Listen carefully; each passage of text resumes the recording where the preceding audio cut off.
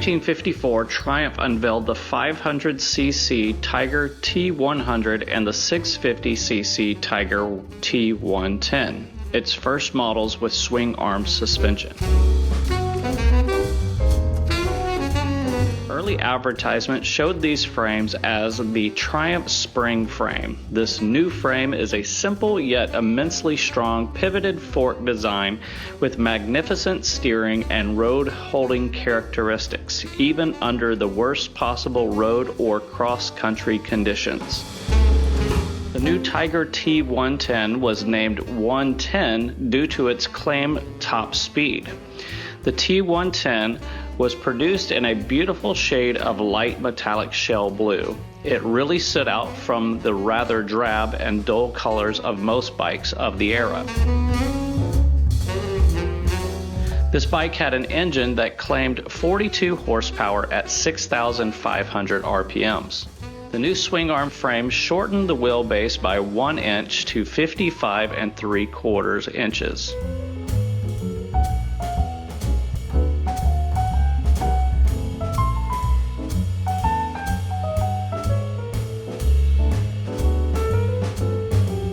In 1955, Triumph added the 650cc Thunderbird and the 500cc Speed Twin and Trophy to their swing arm lineup. In 1955, Johnny Allen broke the overall fastest motorcycle record by flying down the Bonneville salt flats at 193.7 miles per hour. The Streamliner was 15.7 foot long and powered by a methanol-burning 1950 Triumph Thunderbird 650 twin motor.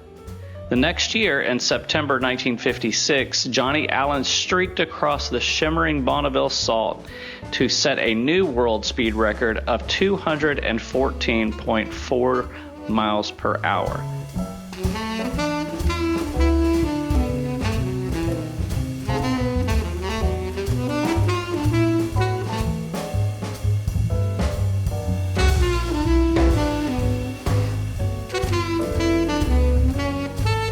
I'll never forget the day that we turned the 214. It was exciting. Everybody was excited. For almost the next 15 consecutive years, Triumph holds the world motorcycle land speed records. In 1959, Triumph released the T120, a tuned double carburetor version of the Triumph Tiger T110. This model came to be known as the Bonneville to celebrate their success within land speed racing. Advertisements of this new model showed a base horsepower of 46 at 6,500 RPMs. A year later, in 1960, Triumph unveiled a new frame design with twin front down tubes. The twin down tube or duplex frame was introduced as a result of frame fractures found on the Bonneville. It soon needed strengthening itself, and in 1961, additional support for the frame was placed under the backbone to the front two down tubes. The new frame design had a short life and ended in 1962. 1963 brought many significant changes with the advent of the unit construction engines requiring a whole new frame design. Unit construction is the design where the engine and gearbox components share a single casing. A driving factor behind the Triumph change was that Lucas declared an intention to abandon production of motorcycle dynamos and magnetos and instead produce only alternators.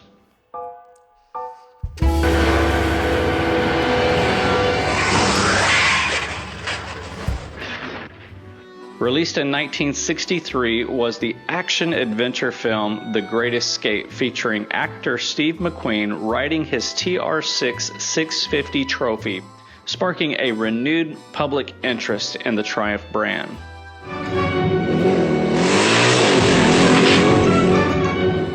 During the early through mid-60s, Triumph motorcycles fairly dominated the world of motorcycle racing, with all sorts of new performance records being established. To celebrate Triumph's 1966 victory in Daytona, the 500cc Tiger 100 Daytona model was introduced in 1967. The latest Triumph racer.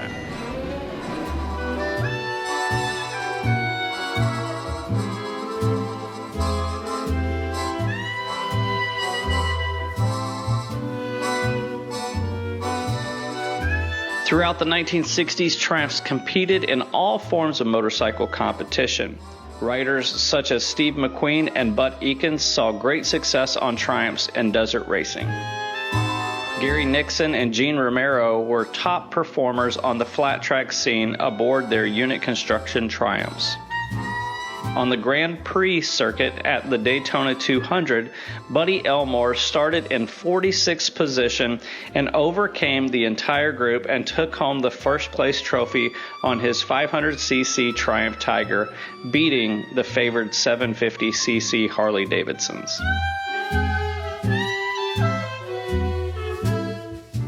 On December 31st, 1967, Evel Knievel, aboard a Triumph Bonneville, jumped the Caesars Palace fountain for his career longest jump of 141 feet.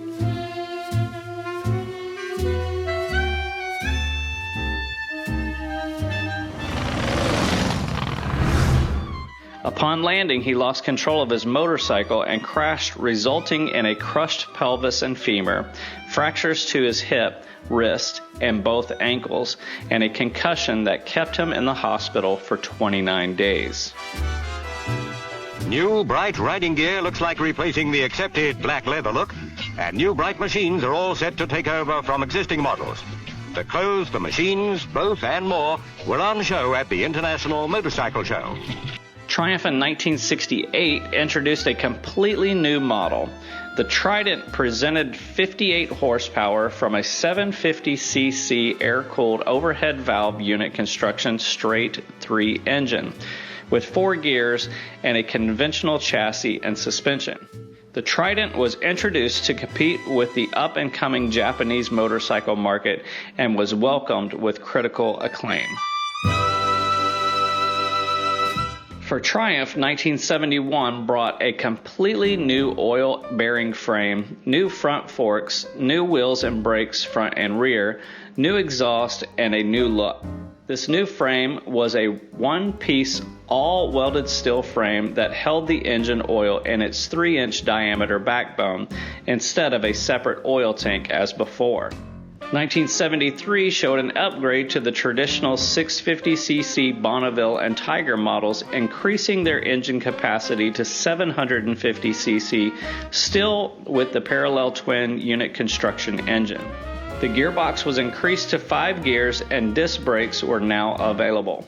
Throughout the remainder of the 1970s, not many changes were made to the lineup as Triumph was now struggling with sales competing with the new Japanese motorcycle market, resulting in 1975 being the final year the Trident model was released.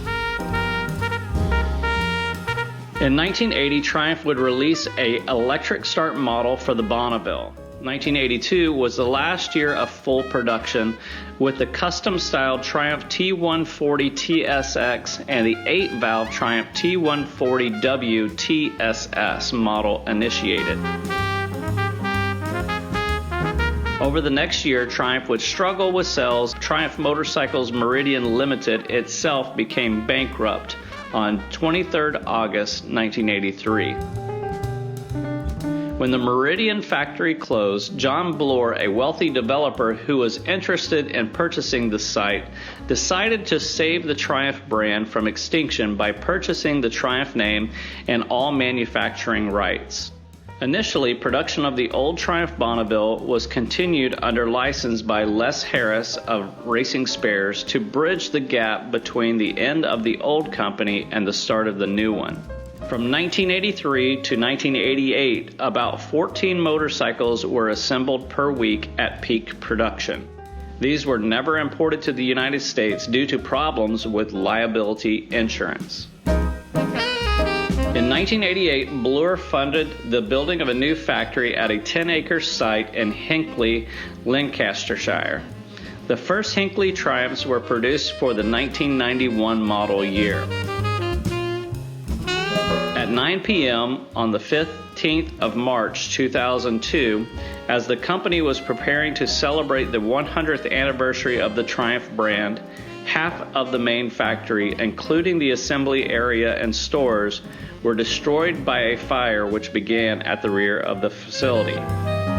Nevertheless, the company quickly rebuilt the facility in 6 months and returned to production by September that year.